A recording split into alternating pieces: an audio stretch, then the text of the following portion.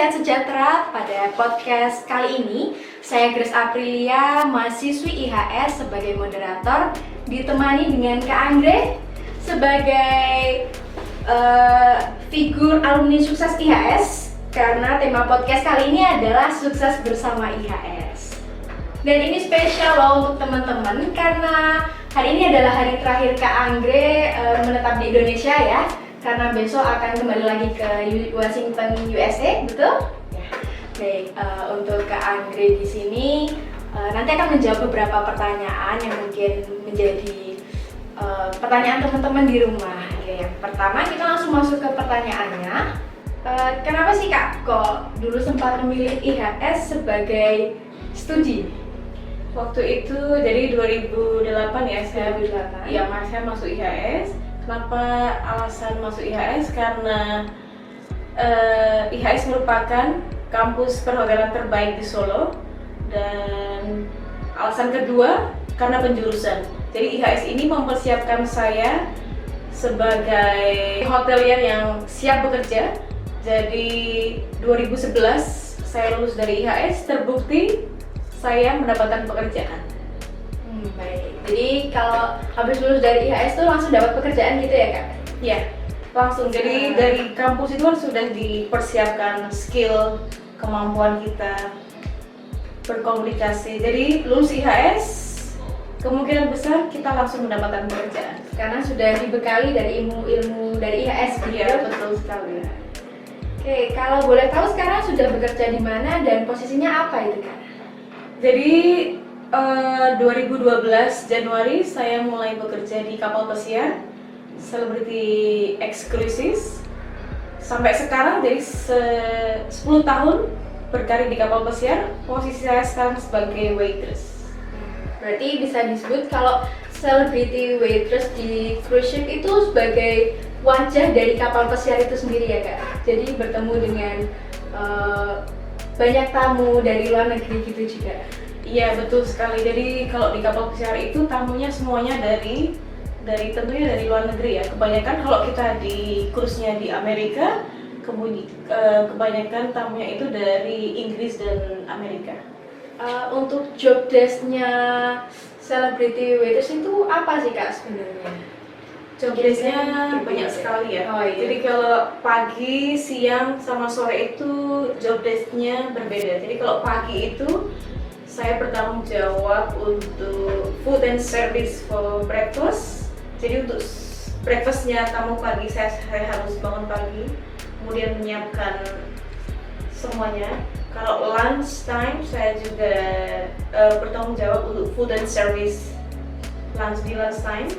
Kalau untuk dinner kita lebih ke formal, jadi full service. Jadi food and service, beverage juga.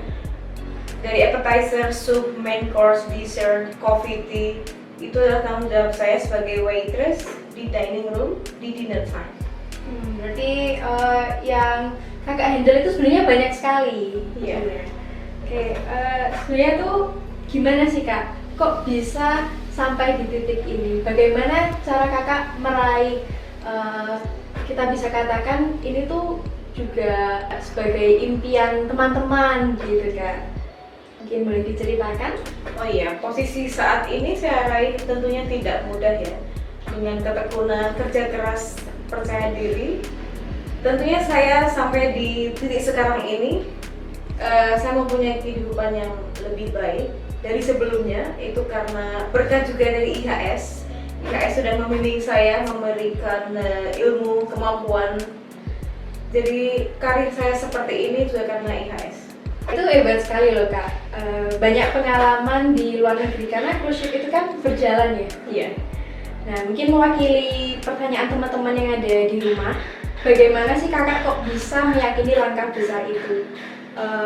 Ikut atau turut bekerja dalam cruise ship itu kan bisa dibilang bukan keputusan sepele, terhitungnya keputusan yang sangat besar yang mungkin menjadi pergulatan di dalam pikiran, hati, dan batin.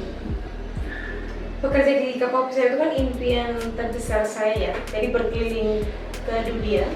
Jadi dari awal karir itu saya sudah berkunjung lebih dari 50 negara mungkin. dari Amerika, Australia, dari Asia, saya sudah sampai ke Antartika, kemudian Australia tadi sudah ya, kemudian South America. Jadi mungkin kalau dihitung lebih dari 50 negara. Jadi berkunjung ke negara lain itu merupakan pengalaman yang sangat berharga karena kita belajar budaya negara lain, kita bisa melihat bagaimana sih situasi di negara lain itu seperti apa, seperti itu. Kalau bicara tentang kilas balik, ada nggak sih momen-momen yang kakak rindukan atau yang terkenang di batin kakak semasa menempuh studi di IHS? Mungkin sama teman-teman yang sekarang jarang ketemu karena sudah punya kesibukan masing-masing. Iya, jadi momen yang saya karena dari IHS ya waktu itu mungkin kebersamaan saya dengan teman-teman. Dulu kan saya masuk ke komunitas yang namanya gastronomi community. Jadi itu komunitas di food culinary. Iya, food culinary. Jadi kita mempunyai seperti program di kampus, event, mengikuti event, perlombaan juga. Waktu itu kita ada perlombaan di Semarang. Kita mendapatkan juara 3. Itu momen yang sangat saya sangat bangga sekali waktu itu. Saya pulang membawa oleh-oleh piala dan hadiah untuk IHS. Itu momen yang sangat saya rindukan. Jadi kebersamaan dan kegiatan yang saya lalui di IHS. Itu sebuah kenangan momen tersendiri ya kak, yang melekat dalam pikiran. Iya, betul sekali. Mungkin itu aja, tapi ada nggak kak mungkin pesan-pesan untuk teman-teman IHS yang masih menempuh studinya, dan mungkin doa atau harapan untuk IHS kedepannya mungkin? Oh iya, jadi saya berpesan ke mahasiswa-mahasiswa IHS yang sekarang ini menempuh pendidikan ya. Jadi 3 tahun itu adalah waktu yang sangat singkat sekali. Kalian pergunakan waktu sebaik mungkin, karena 3 tahun ini akan menentukan masa depan kalian. Jadi keberhasilan itu harus dijemput. Tidak ada keberhasilan yang instan, tidak ada kesuksesan yang tiba-tiba. Kita harus berjuang, bekerja keras, tentunya harus disiplin, percaya diri, dan jangan takut untuk gagal, karena gagal itu adalah pelajaran yang sangat berharga untuk kita. Jadi tetap semangat adik-adik semuanya, raihlah impian kalian setinggi mungkin, perbaikilah kehidupan kalian menuju kehidupan yang lebih baik. Jadi kalian harus mempunyai karir yang cemerlang. Baik, untuk perbincangan dengan Kak Anggre cukup sampai di sini. Untuk mungkin motivasinya, ilmu yang kita dapatkan dari Kak Anggre boleh berguna bagi kita semua, dan saya ucapkan terima kasih banyak untuk Kak Anggre untuk kesempatan pada kali ini. Sama. Mungkin ada tambahan Kak? Tambahannya, doa untuk IHS, sukses selalu IHS. IHS adalah kampus terbaik di Solo menurut saya, karena sudah terbukti banyak alumni yang sukses lulusan dari IHS, termasuk saya sendiri. Saya merasa sukses dan saya tidak akan berhenti di titik ini, saya akan maju ke depan, dan semoga IHS sukses selalu, terus berkembang menjadi sekolah perhotelan terbaik di Solo. Terima kasih. Baik, sekali lagi saya ucapkan terima kasih banyak Kak untuk waktunya. Mungkin dari kami cukup sekian, dan sampai jumpa di lain waktu Kak. Terima kasih. Thank you IHS. Oke, setelah tadi kita sudah berbincang dengan Kakak Cantik, lalu untuk profil alumni sukses IHS berikutnya ada Pak Leo yang saat ini menjabat sebagai manajer di Melia Hotels ya Pak? Iya, betul sekali. Halo semuanya. Hotel bintang 5 di Jakarta. Iya, Betul? Betul. Hebat sekali loh Bapak ini ya. Terima kasih. Dulu kan berarti Bapak sempat menempuh studi di IHS ya? Iya, betul sekali. Kalau gitu boleh tahu nggak sih Pak, kalau kenapa sih kok dulu ingin sekolah di IHS? Oke, jadi alasan saya sekolah di IHS atau memilih pendidikan IHS itu adalah dulu saya sempat melihat dulu ya sebelum memilih perbandingan IHS juga. perbandingan, dan akhirnya setelah melihat perbandingan itu saya menemukan bahwa IHS inilah yang paling lengkap dan paling berani dalam hal apa? Ya dulu aja IHS sudah mulai memasang apa namanya banner atau iklan, di situ ada kapal pesiarnya, jadi udah keluar negeri nih. Wah ini pasti pilihan yang benar, dan ternyata kejadian dan terbukti. Akhirnya itulah saya pilih IHS seperti itu. Berarti dari lulusan IHS lalu sekarang menjadi manajer ya? Iya kan gitu. Jadi mungkin kan teman-teman bertanya-tanya, emang sih kalau kayak manajer tuh kayak istilahnya udah tinggi gitu ya Pak? Tapi buat job desk-nya sendiri tuh apa aja sebenarnya? Job desk-nya sendiri, kalau untuk kebetulan saya kan memimpin food and beverage department ya, yaitu jadi kita yang pasti adalah memimpin operasional dan administrasi dari departemen food and beverage. Di situ kita bekerja sama, kita tidak sendiri, tapi saya juga dibantu oleh executive chef juga, kemudian saya punya beberapa outlet manager. Jadi job desk utama saya adalah mengoptimalkan operasional, kemudian apa namanya menambah revenue dari food and beverage department itu sendiri. Seperti dari kita pasti melakukan training, kemudian ada rekrutmen juga. Jadi kan dari hal-hal itu saya lakukan juga, saya pilih juga satu persatu yang misalkan memang kompeten, oke, lanjut kita rekrut seperti itu. Kalau kilas balik saat muda dulu, itu berarti dulu kakak Saya sudah tua dong. Oh, nggak ada nama sekitar muda ya. Dulu waktu kampus di IHS berarti sempat on job training juga kan? Iya betul sekali. Dulu ngambilnya di posisi apa Pak? Saya dulu training di food and beverage service di Quality Hotel Solo. Sekarang itu kan Sunan Hotel ya. Oh iya, berubah nama. Iya betul sekali. Di sana F&B service, mengambil yang utamanya itu di coffee shop, training utamanya coffee shop, tapi juga belajar mengenai room service atau room dining, kemudian juga banquet pastinya. Berarti semua tetap dipelajari. Iya betul. Berarti dari dulunya sempat jadi waiter, lalu sekarang menjadi F&B manager, itu mungkin jenjang karir yang diinginkan teman-teman juga ya? Iya pasti. Didambakan. Betul. Apalagi ya ini untuk memotivasi teman-teman juga. Saya dulu mengawali karir sebagai seorang cuci piring. Jadi semua itu tidak ada yang tidak mungkin. Selama kita berusaha, kita mau belajar, pasti bisa. Gitu. Terus apa sih Pak yang udah diraih sampai saat ini?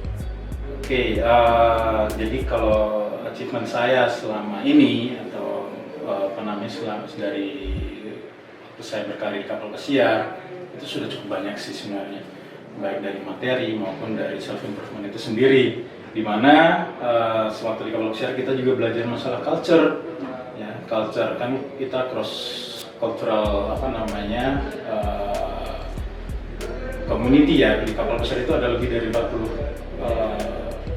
40 negara kan gitu backgroundnya, jadi masing-masing punya karakter, punya budaya yang berbeda, dan itu sebagai salah satu apa namanya achievement saya karena saya bisa tahu nih punya banyak teman dari sana, dari sini, dari beberapa dari negeri lain kan seperti itu. Kemudian dari apa namanya dari sisi pekerjaan juga itu juga saya bisa belajar banyak bagaimana kita menghandle tim dengan budaya yang berbeda. Kemudian kita juga bisa belajar apa namanya budaya kerja dari satu tempat ke tempat yang lain. Itu sangat banyak sekali sebenarnya. Terlebih apa namanya saya juga sempat dipercayakan 2 kali waktu itu. Jadi kita ada mempersiapkan jadi kayak pre-opening. Kalau di hotel itu namanya pre-opening, tapi kalau di kapal pesiar itu kita ada kayak new build. Jadi kita men-setup kapal baru di negeri orang ya, itu dengan segala macam tekniknya, gimana caranya kapal itu seimbang saat men-setup hotel yang memasang meja itu, akhirnya juga belajar di situ. Jadi tahu nih Wah, jadi pokoknya banyak sekali. Ya berarti semuanya juga ke handle gitu. Iya, jadi kita selain pekerjaan yang sesuai job desk tadi, kita juga bisa belajar lebih. hal lain. Iya, hal lainnya seperti itu. Lalu dengar-dengar kan setelah beberapa tahun bekerja sebagai hotelier ya Pak, Bapak sempat mengambil studi lain di Italia dan Jerman, betul kan? Betul, betul. Mungkin boleh diceritakan? Oke, jadi gini, pertama IAS itu memang yang pertama, itu jadi fondasi utama ini. Karena apa? IAS itu di luar negeri sana memang sudah banyak sekali alumninya. Kedua, memang itu saat kita mau meningkatkan karir, kita itu diberi kesempatan untuk belajar lagi, seperti itu. Karir, kemudian istilahnya itu juga bisa dipakai bukan hanya di dunia pekerjaan formal, tapi mungkin kita punya usaha atau apa, kita bisa belajar dari situ. Seperti salah satunya saya ngambil program brand marketing tadi, F&B brand marketing tadi, ya kan, bagaimana sih cara kita mengimprove kita punya sales sehingga revenue target kita bisa tercapai. Apa yang harus kita lakukan, dari promosi-promosinya seperti apa, kan seperti itu. Ya, puji Tuhan itu bisa saya aplikasikan juga saat ini, terutama di tempat saya bekerja maupun kemarin saya juga sempat buka usaha kecil-kecilan sih, seperti itu. Usaha pribadi gitu. Iya, betul sekali. Gitu, usaha kecilan, ini kuliner juga, gitu. Dan itu bisa diaplikasikan seperti itu. Berarti kan kalau dibilang sudah punya kerjaan itu kan sudah tenang, tapi Bapak masih mau belajar lagi gitu ya? Oh iya, itu harus. Pokoknya kita harus terus haus untuk belajar. Ya, teman-teman, pokoknya jangan pernah ada kata berhenti untuk belajar. Ya, karena itu mungkin tidak akan kita pakai secara langsung, tetapi nanti bisa kita pakai atau kita tularkan, ya istilahnya, ya itu mungkin ke keluarga kita, ke usaha kita. Seperti itu, jadi terus belajar pokoknya. Nah, jadi buat teman-teman lain itu bisa banget habis lulus dari IHS untuk menimba ilmu lagi di universitas lain gitu ya. Oke, kalau gitu mungkin ada pesan atau mungkin ada pesan Bapak untuk adik-adik yang masih studi IHS gitu, masih belajar di sini. Oke, buat teman-teman, adik-adik, mahasiswa IHS yang masih belajar, satu dari saya, jangan pernah jangan pernah menyerah untuk belajar. Terus belajar, terus berusaha, karena segala sesuatu itu mungkin terjadi. Teman-teman ingat, kata dalam bahasa Inggris ada impossible, itu bisa kita pisahkan jadi dua. I'm possible, ya, dari ketidakmungkinan menjadi saya adalah suatu kemungkinan. Jadi seperti itu, terus belajar, terus berusaha, dan terus mencoba. Ya, jangan gampang menyerah. Gagal, coba lagi, pasti bisa. Gitu aja sih. Oke. Menjadi sebuah motivasi buat adik-adik, mungkin juga buat saya. Jadi mungkin sekian dulu Bapak Leo, terima kasih untuk hadiahnya. Mungkin sampai jumpa di lain waktu. Terima kasih. Pokoknya tetap semangat, yang pasti jaga kesehatan, ya, dan sukses terus buat IHS. Amin. Terima kasih Pak Leo. Terima kasih. Kalau kita kedatangan narasumber yang berbeda, Kak Grace. Kebetulan namanya sama. Grace. Namanya double Grace. Double Grace. Oke. Kakak ini bekerja sebagai apa ini Kak? Oke, untuk sekarang saya asisten sales manager di Dialana Hotel and Convention Center Solo, salah satu hotel terbaik yang saya banggakan, di mana saya bekerja hari ini. Baik, jadi Kak Grace ini sebagai figur alumni sukses IHS ya Kak. Jadi mungkin saya Grace sebagai perwakilan teman-teman kalau ada pertanyaan nih. Tapi mulai dari yang basic dulu aja kali ya Kak. Boleh? Kenapa sih kok Kak Grace milih studi di IHS waktu itu? Oke, long short story nih. Ketika mau lulus di waktu SMA, masih galau-galaunya itu mau kuliah di mana. Akhirnya tim dari IHS tuh mampirlah ke SMA saya dulu, memberikan beberapa presentasi yang mana di sana disampaikan bahwa ada job placement ya namanya ya, di mana nanti alumni itu akan dibantu untuk dicarikan pekerjaan, dibantu diinfokan vakansi mana aja nih yang lagi open nih, seperti itu. Dan dari situ betul. Jadi pikiran saya oke, setelah lulus kuliah 3 tahun harus lulus nih dan harus langsung kerja. Dan kebetulan bener banget, setelah saya Sabtu nih 2019 hari Sabtu saya wisuda, hari Senin saya sudah first day bekerja di salah satu hotel di Solo juga gitu. It's actually great karena kayak karir itu langsung terbuka gitu ya Kak? Betul, karena memang dari IHS memang supportnya oke sih. Sampai sekarang pun saya lulus tahun 2014, Grace.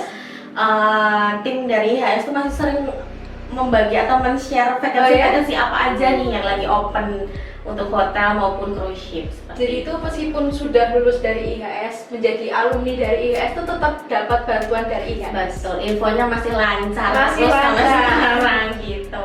Itu keunggulannya dari IHS ya Kak? Oke, jadi kalau boleh tahu nih Kak, gimana sih caranya meraih posisi saat ini?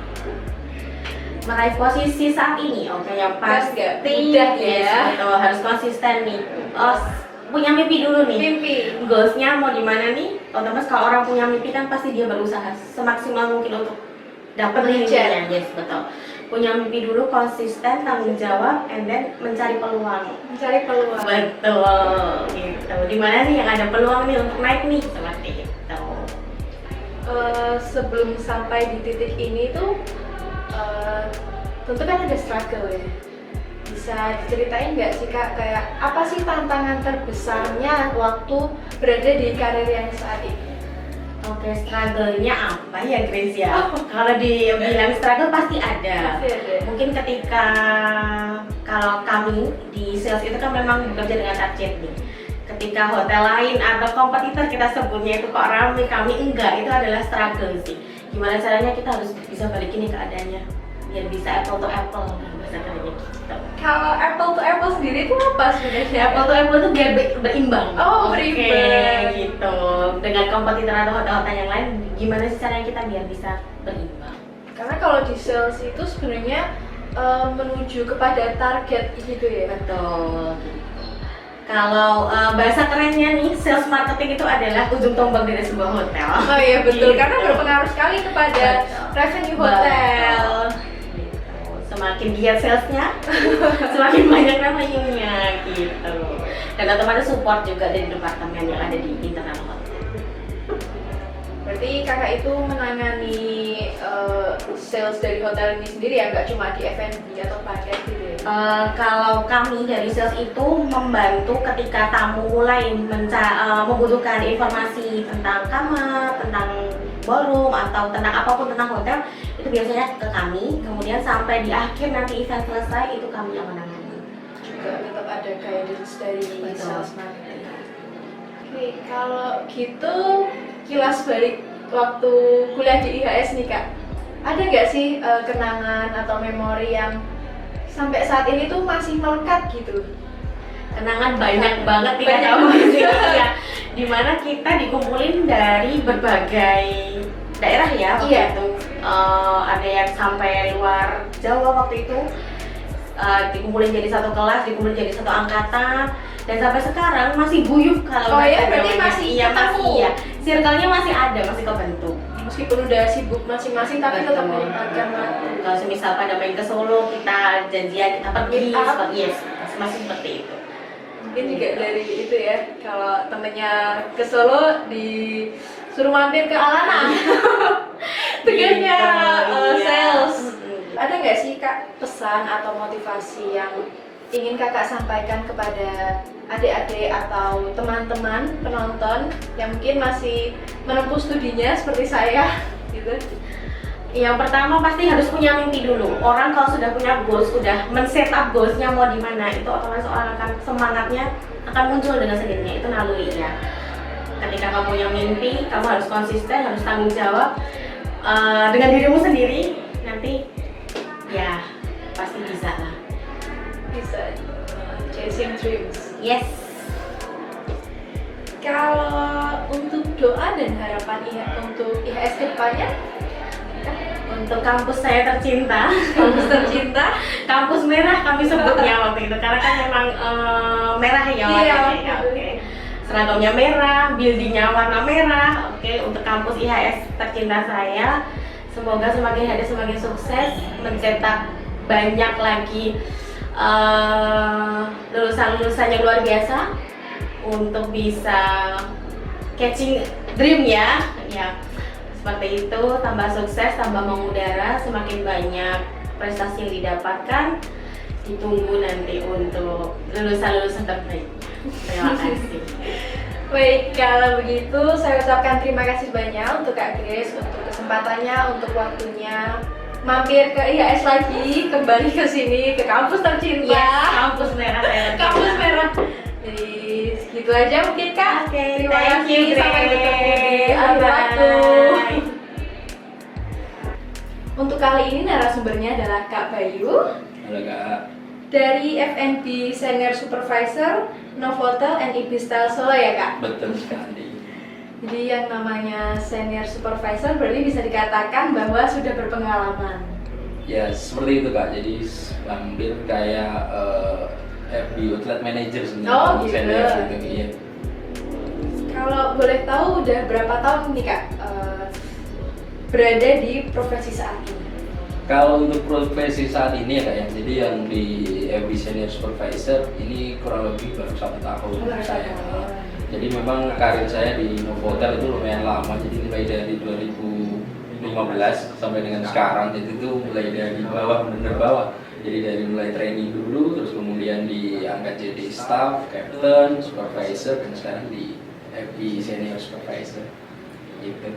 Jadi sebelum saya ke IHS itu dulunya saya pernah bekerja di Malaysia dulunya. Jadi di Kuala Lumpur saya kerja sebagai bar waiter di sana. Nah, cuman setelah saya pulang dari Malaysia kan 2 tahun saya di sana, saya pulang ke sini ke Indonesia, saya tuh nggak tahu mau diimplementasikan kemana ini pengalaman saya. Akhirnya saya memilih di IHS ini untuk kelihatan ternyata luar biasa. Sekarang jadi jembatan yang luar biasa. Saya di IHS, top IHS.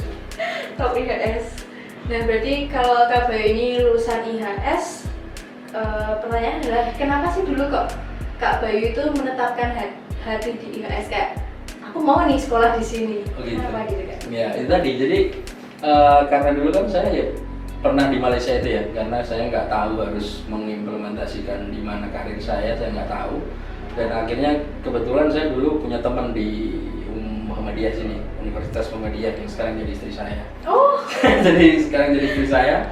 Dia pacaran dengan saya, mending kamu sekolahnya di IHS aja karena kan kamu udah punya basic di situ kan. Iya, betul. Akhirnya saya ambil kuliah di IHS atas rekomendasi teman saya tersebut, dan akhirnya saya mengambil yang program 1 tahun di sini seperti itu.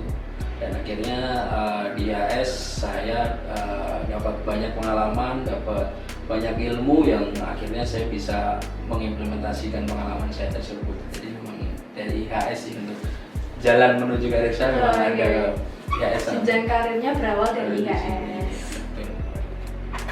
Kalau benefit menjadi FNB Supervisor itu sendiri apa sih Kak? Kalau benefit ini soal gaji ya? Oh, enggak, mungkin kayak lebih ke ini loh, self improvement saya tuh di sini. Oh gitu. Jadi kalau untuk FNB Supervisor itu self improvementnya adalah yang dulunya saya nggak tahu tentang gimana cara ngelit sebuah tim ya. Iya. Jadi sekarang itu saya harus benar bisa ngelit tim itu.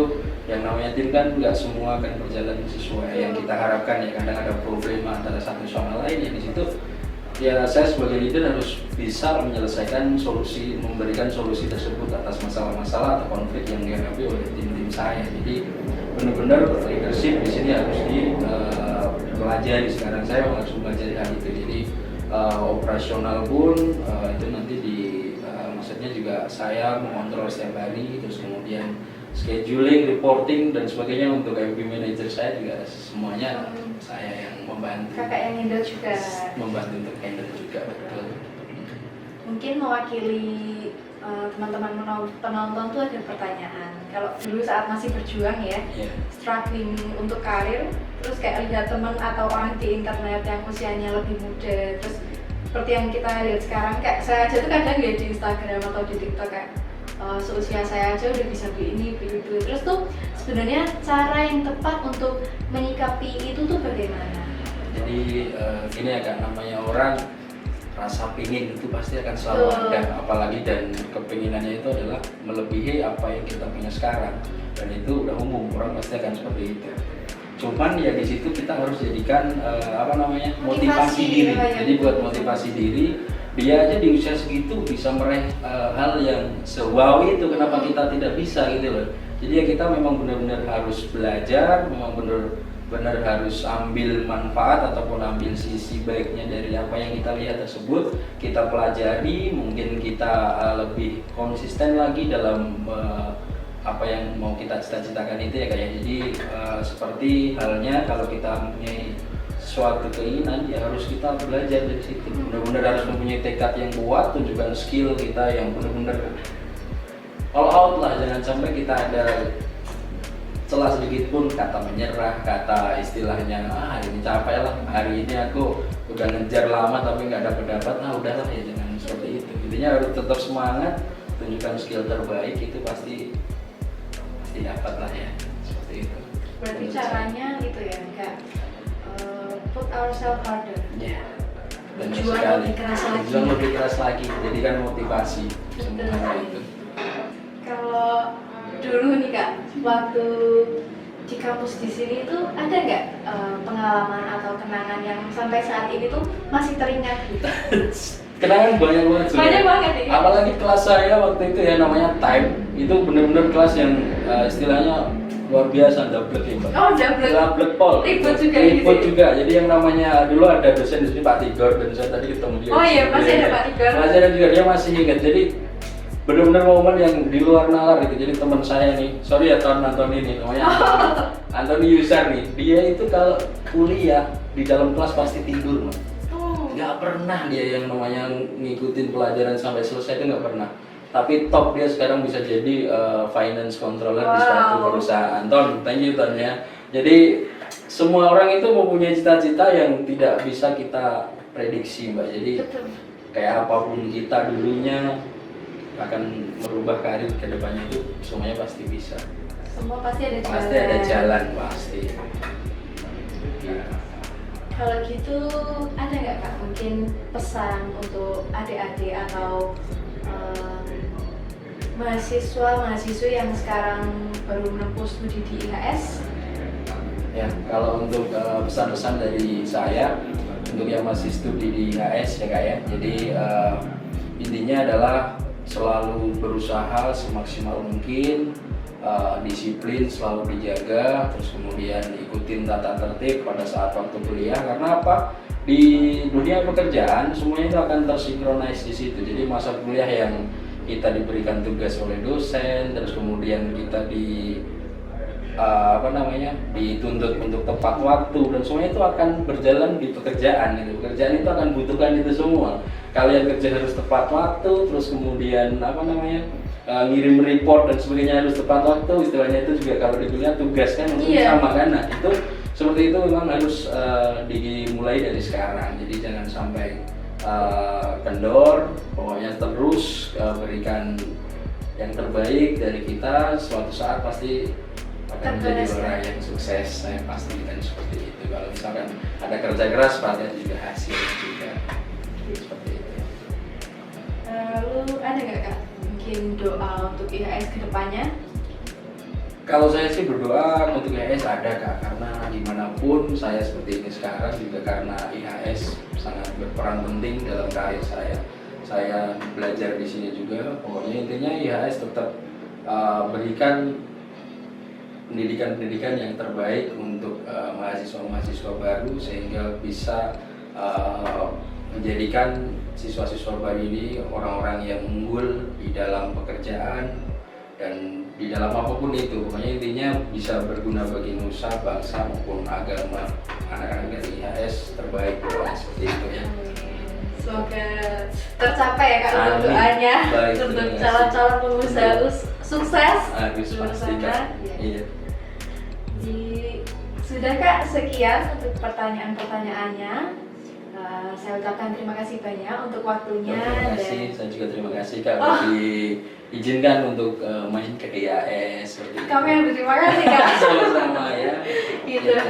Oke, untuk podcast IHS sekian, maka sampai jumpa di IHS Podcast selanjutnya.